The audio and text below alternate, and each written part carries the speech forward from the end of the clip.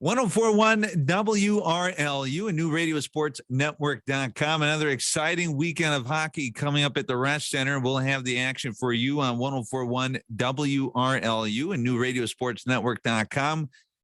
As always, each and every Tuesday, we're joined by the head coach of the Green Bay Gamblers, Pat Mikesch, for another episode of the show. So taking a look at the weekend, 2 games at the Resch, 1 road trip to Cedar Rapids, came away 1-2-0. And Coach, what were some of the positive things that you're taking away from this weekend against Cedar Rapids and then that Friday matchup against Chicago?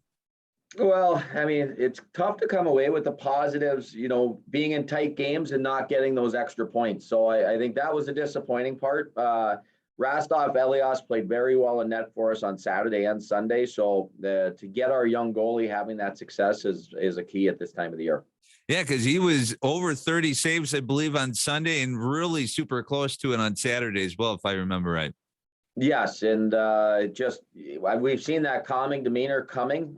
He's played better and better in his time here with us. And right before he left for the World Juniors, I thought, okay, he's starting to get comfortable here. And then he had that long break and his COVID break as well.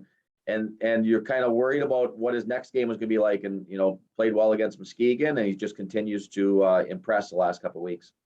And this was a player that I think, earlier in the season, we would look at him and the results just weren't there. But I think you and your coaching staff always believes, like, once he gets comfortable with where he's at, we know that there's a talent behind those pads. Yeah, when you're talking about a 17-year-old boy moving across the world to, play hockey in a different environment and a different language than he's ever had to, and learning a little bit of the American culture and foods that he enjoys, and that's a lot. And I can't imagine doing it myself at that age. But we knew we had a good goalie coming over, and he just continued to develop, and now we're seeing the rewards of it. One of the things, taking a look at Cedar Rapids, you guys came out well in those opening periods, but then the shots just, for whatever reason, the shots wouldn't reach the goalie at all. I believe in those 4 out of those 6 periods that you had against the Rough Riders, you had single-digit shot tallies. What were some of the things that the Rough Riders were able to do defensively that didn't allow you guys to get, clean shots at the net? Well, we talked about it last week, and just they do a very good job in the middle of the ice. It's really hard to skate pucks into their zone. You're going to have to put pucks behind them and go and forecheck. And so you have to grind for shots. And I felt we got to our O-zone possession and we had that. And then they were blocking a lot of shots and playing well defensively. So it's kind of what their team has developed into, and it's a tough opponent to play against for everyone. Does it help you that obviously not this weekend? We'll get to this weekend in a moment, but you'll face Cedar Rapids the weekend after this.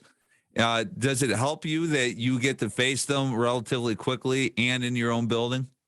Yeah, and it'll be good to get some guys back to play against them as well. Losing Al Cervagno on Friday night and not having him for Saturday night is definitely a missing piece. So we will focus completely on Youngstown this week, but it'll be good to see Cedar Rapids again here soon. And you mentioned it, Muskegon coming up this weekend, a team that you faced obviously earlier this season. And, can you kind of go into maybe some of the more common improvements that you see from some of these teams? Obviously, I mean, you're in charge of developing these players for the next level. So sometimes the team that we see at the beginning might be a little bit more raw than what we see now. Are you seeing more teams like a Muskegon, I should say, Youngstown, get a little bit more polished at this point of the season? Yeah, we haven't seen Youngstown since the beginning of December. And so this will be a good little test to see, where they're at and where we're at and what's changed in the last 2 months. And so we know the Ingram kid is an extremely talented offensive player. They've made a few changes with some trades and different things that way. So it'll be good to evaluate them on film this week and to see the real test on Friday. And when you take a look at Youngstown, what are some of the things that they've been doing right or were doing right in that earlier matchup that, maybe in the back of your head right now, you're saying we got to clean this up for this weekend of games?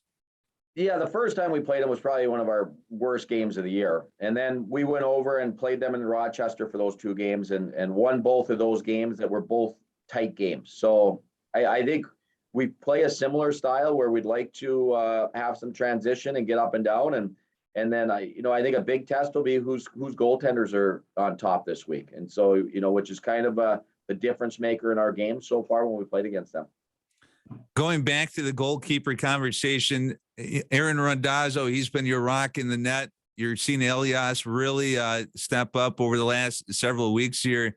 How do you make sure that both of those guys get the playing time that they deserve at this point? Yeah, we've got plenty of games in front of us, and lots of 3-3s. So it's good to have two goalies going. And if we just had to lean on one, we'd be in trouble. So I like where we're at in that position, and then a big part is just making sure that when they go in, they're feeling great about their bodies and feeling great that they're ready to have some success. So their practice prep is probably the most important thing, just to go into those weekends feeling well. And when you look at your offensive and your defensive lines, what are some of the things that you're looking for them to do as you guys try to kind of climb up the standings a little bit right now, maybe in that bottom half of the division? What do you need to do to climb up into that upper echelon? Well, I think we need to remember how we played in that stretch of December and middle of January, and where every night we had all four lines going and we were getting that depth scoring that you need to have. And we've probably leaned on our top guys a little bit too much lately. And so, it might be on us as coaches to find some combinations that we can change around a little bit and get some, fresh air and excitement going with some of our depth guys to make sure they're contributing. Is that difficult to do, to kind of make that decision? Hey, I'm going to mix up these lines a little bit just to see if I can find some kind of spark, even if maybe, especially if you combine them with some of your top performing lines, trying to make sure that you don't mess with a good thing as well. Well, yeah, you like what you like, and then you kind of get maybe a little bit stale with some other things. And so I think that's what we're looking for. And we got to try some different things against Cedar Rapids this weekend with the injuries and suspensions and everything like that. And there were some positives that came from it. So I think, we could take a look at a few different things that might match up really well against the Youngstown team, where it might not against a different opponent.